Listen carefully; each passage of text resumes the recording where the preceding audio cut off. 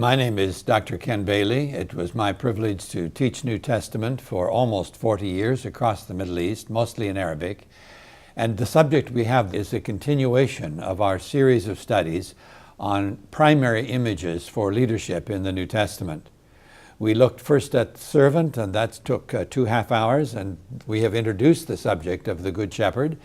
We saw that God is the Good Shepherd. Then we looked and saw that Jesus is the Good Shepherd. We are going to take a third text that focuses on Jesus as the Good Shepherd, and then move on to see two primary texts where the Good Shepherd is applied to early Christian leadership.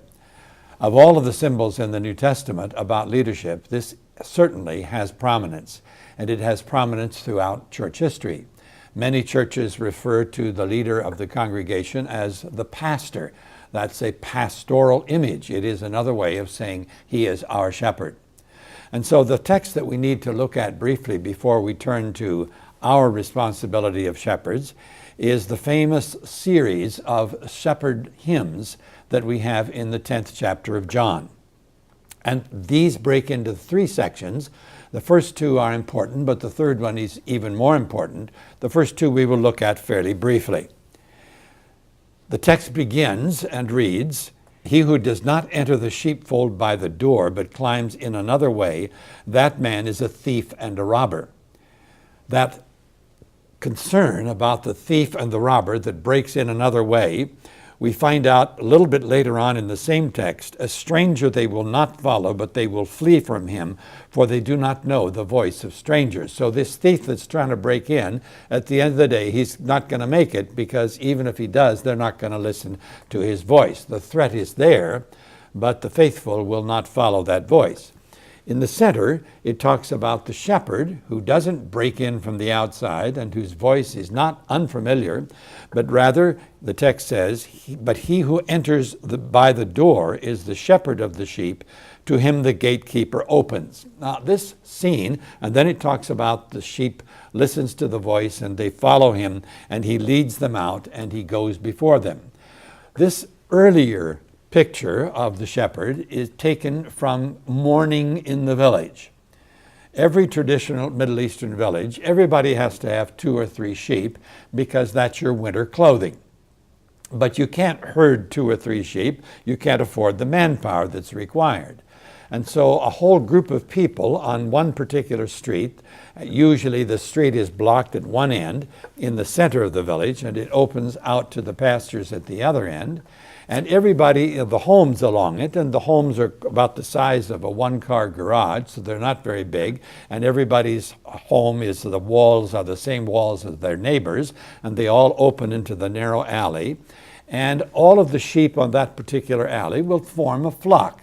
And one young man or 2 young women will be responsible for leading the sheep. So what happens is, early in the morning, they come to the end of the alley, they give their call, and then the gatekeeper opens. That is, everybody, when they hear the call, they open the door, and of course the sheep recognize the call, and they all flow out into the street.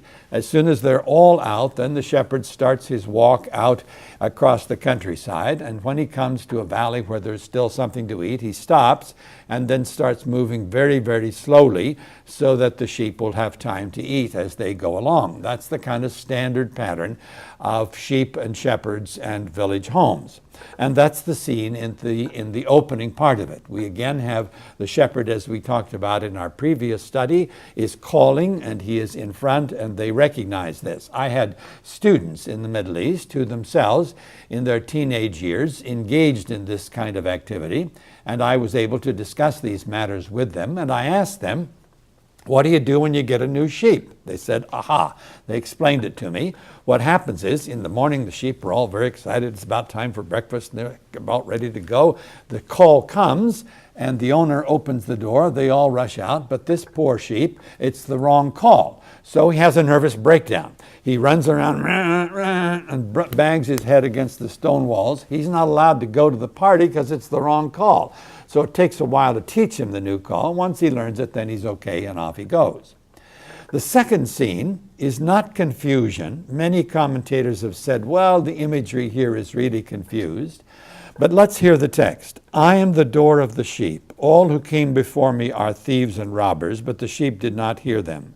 I am the door. If anyone enters by me, he will be saved and will go out and in and find pasture.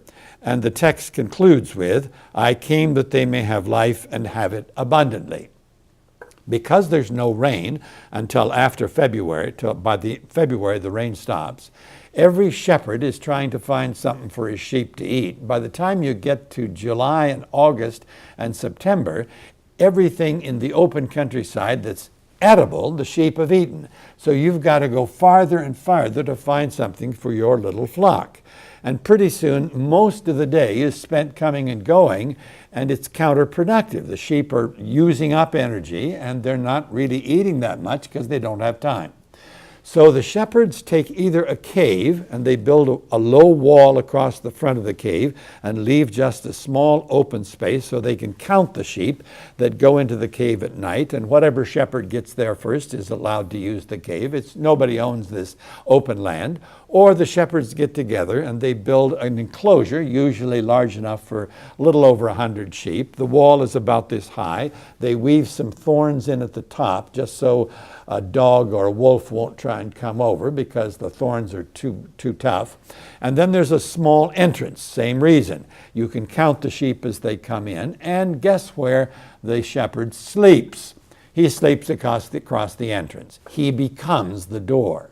They go out and they come in and they find pasture. That's a good day.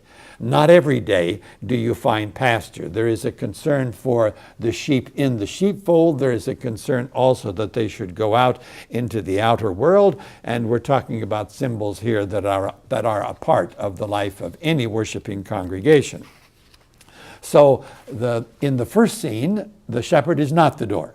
In the second scene, it's overnight in the open countryside, and the sheep and the shepherd is the door.